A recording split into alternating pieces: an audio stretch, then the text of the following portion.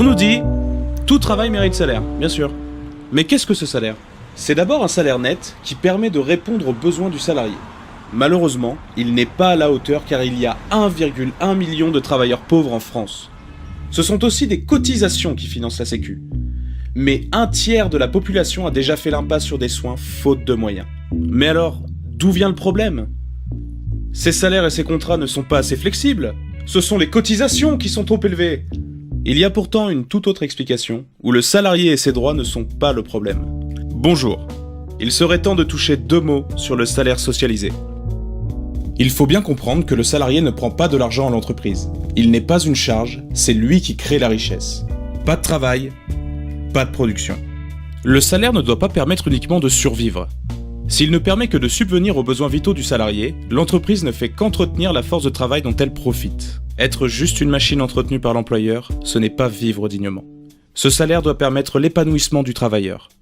Il faut aussi permettre le bon fonctionnement de la société en général et couvrir l'ensemble des besoins des individus tout au long de la vie, comme financer la formation professionnelle, le chômage, la santé, la retraite, etc. Une partie du salaire, les cotisations salariales et patronales, vont donc aller à un pot commun, la sécurité sociale, qui permettra de pallier à ces aléas. C'est le salaire socialisé.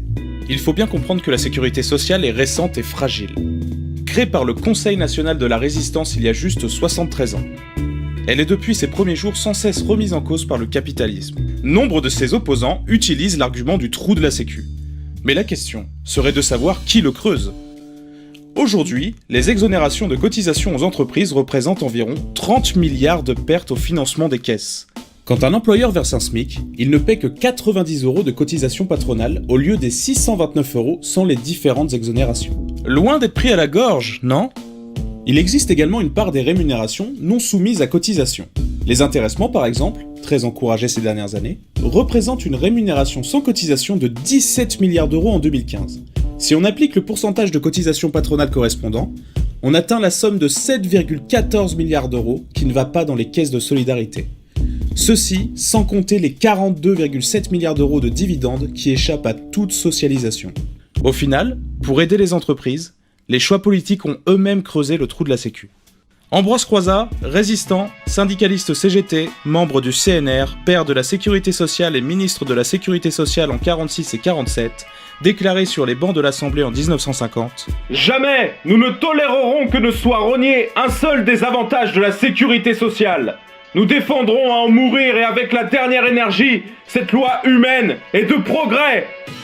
Pour protéger le travailleur, la FNIC-CGT propose un vrai salaire socialisé. C'est un salaire minimum qui permet réellement l'épanouissement du salarié. La FNIC-CGT l'estime actuellement à 1 900 € brut. C'est aussi en rétablissant la cotisation sans aucune exonération comme seul financement de la sécurité sociale. Pour ça, il faut en finir avec les nombreuses exonérations de cotisations et les primes qui échappent à la socialisation. La protection de ce salaire socialisé passe par une grille de salaire revendiquée où le salarié serait reconnu pour ses compétences et sa qualification. Le salaire serait fixé en fonction de la formation initiale, l'expérience et la formation continue du travailleur. C'est le salaire à la qualification. Cette grille serait la même pour tous, ce serait donc la fin de la concurrence entre les travailleurs. Le salarié n'est pas une charge, bien au contraire, c'est lui qui produit les richesses de l'entreprise. Il faut en finir avec la culpabilisation du salarié.